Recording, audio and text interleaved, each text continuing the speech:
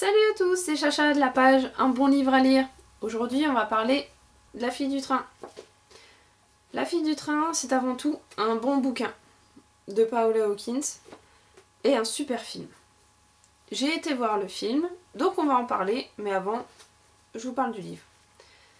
Le livre, c'est l'histoire de Rachel, une femme qui habite dans la banlieue de Londres et qui prend le train tous les jours, le matin et le soir, pour aller au travail. Et en fait, en passant, le train ralentit, voire même s'arrête certaines fois devant une rue qu'elle habitait elle-même avant. Dans sa vie d'avant, dans le sens où son mari l'a trompée, elle l'a appris et il l'a quittée.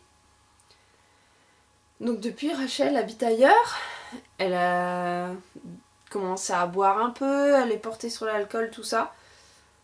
Et donc en passant dans le train, tous les jours, le train qui s'arrête, qui ralentit des fois aux abords de cette rue, il y a une maison particulièrement qu'elle observe. Il y a un couple qui habite la maison, elle les idolâtre un peu, pour elle c'était la relation parfaite, quelque chose de super, elle leur invente un métier, elle leur invente des hobbies, elle leur invente des amis, des histoires, un passé, elle leur invente plein de choses, elle a l'impression de les connaître par cœur.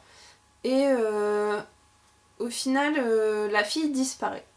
On l'apprend dans le journal.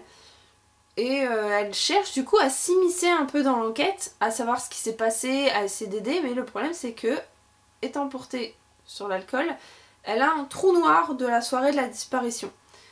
Donc elle va essayer de se rappeler ce qui a pu se passer. Est-ce qu'elle y était? Est-ce qu'elle y était pas? Est-ce qu'on l'accuse? Est-ce qu'on l'accuse pas? Elle ne sait plus, elle sait plus où on est. Elle sait plus ce qu'elle doit faire et elle va essayer d'aider comme elle peut. Et nous, en fin de compte, on la suit. On va essayer de comprendre ce qu'elle a fait. On essaye de la pousser à se souvenir de tout ce qui s'est passé parce que nous aussi, on veut savoir ce qui se passe, pourquoi elle a disparu, pourquoi il y a autant de mystères autour de ça. Et vraiment, j'ai adoré. C'est un livre qu'on suit vraiment du début à la fin. Personnellement, j'ai pas lâché. Les avis sont super mitigés, il y en a qui s'aiment, il y en a qui s'aiment pas du tout. Moi j'ai adoré. Je lui ai mis 18 sur 20 sur ma page Un bon livre à lire où vous pouvez retrouver la critique écrite. C'est vraiment quelque chose de top. C'est un coup de cœur, c'est quelque chose qui m'a vraiment transporté ailleurs.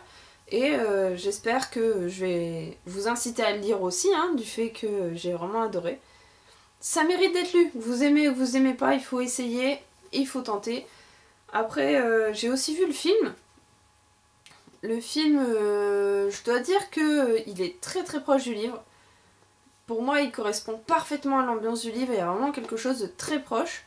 Le seul petit bémol, c'est qu'ils ont mis l'histoire autour de New York au lieu de la mettre autour de Londres. Je trouve que ça cache un peu le truc parce que les Anglais ont ce petit côté très british qu'on ne retrouve pas ailleurs.